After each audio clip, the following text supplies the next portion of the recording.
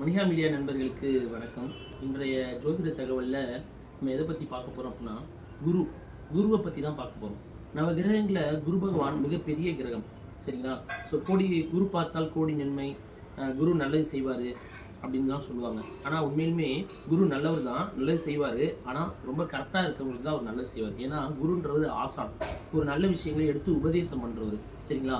So அவர்கிட்ட எப்படி நடந்துக்கணும் அப்படின்னா, நம்ம ஒழுங்கானவனாகவும், நம்ம நல்ல விஷயங்களை பண்ணுறவங்களாகவும், நம்ம ஆச்சாரம் உள்ளவங்களாகவும், நல்ல விஷயங்களை பண்ணுறவங்களாகவும் இருக்கிறப்ப மட்டும்தான் அவர் வந்து அதுக்கு சப்போர்ட் பண்ணுவார், சரிங்களா? நம்மளோட செயல்பாடுகள் சரியில்லை, நம்ம சுத்தபத்தமாக இல்லை, நம்ம கரெக்டான விஷயங்களை செய்யலை, நம்ம தவறு செய்கிறோம் அப்படின்னா குரு பகவான் சப்போர்ட் பண்ணவே மாட்டார், சரிங்களா? ஓகே நண்பர்களே, இப்போ ஜாதக கட்டத்தில் குரு எந்த மாதிரி இருந்தால் சில விஷயங்களை பிரச்சனை பண்ணுறாரு அப்படின்னா, குருன்றவர் குழந்தை, சரிங்களா? குருன்றது தானியங்களில் கொண்டக்கடலை. ஸோ குரு பகவான் ஜாதக கட்டத்தில் சுக்கிரனோட இடத்துலையோ, சுக்கிரனோட இடத்துலையோ, சுக்கிரன் குருவோட இடத்துலையோ மாறி இருந்தாலோ, இல்லை குருவும் சுக்கிரனும் சேர்ந்து இருந்தாலோ அவங்களுக்கு குழந்தை பாதிப்பையோ, குழந்தை தோஷத்தையோ, குழந்தை தடையாவது, இந்த மாதிரியான ஒரு விஷயங்களை நம்ம ரியல் டைமில் பார்ப்போம். இது நிறைய பேருக்கு தெரியாது.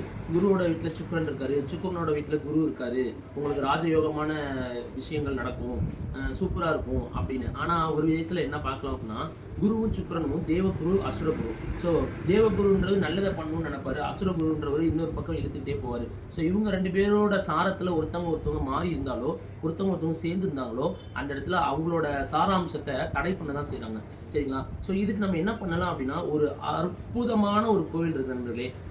நம்மளோட மதுரைக்கு போகிற வழியில் சோழவந்தான்னு ஒரு இடம் இருக்குது. ஸோ அந்த ஊர்லேருந்து ஒரு 10 கிலோமீட்டர் தொலைவில் குருவித்துறை அப்படின்னு ஒரு ஊர் இருக்குது, சரிங்களா? அங்கே ஒரு சின்ன ஒரு நீரோடை கூட இருக்காங்க. போய் குளிச்சுட்டு நம்ம அந்த குருவித்துறை கோயிலுக்கு போகலாம். அந்த குருவித்துறை கோயிலுக்கு போகிறது மூலிமா குரு சம்பந்தமான எந்த பிரச்சனைகளாக இருந்தாலும், தோஷங்களாக இருந்தாலும், எவ்வளோ பெரிய தடைகளாக இருந்தாலும் அந்த கோயிலுக்கு போயிட்டு அந்த சித்திர வல்லப பெருமாளை நம்ம வணங்குறது மூலியமா குரு சம்பந்தப்பட்ட எல்லா விஷயங்கள்லேருந்து நம்ம வெளியில் வந்து நல்ல ஒரு ஏற்றத்தை குரு பகவான் தருவார்னு சொல்லி, இன்னைக்கு வியாழக்கிழமை குரு பகவானை வணங்குங்க, குருக்களை மதிங்க, குருக்கள்கிட்ட ஆசீர்வாதம் வாங்குங்க.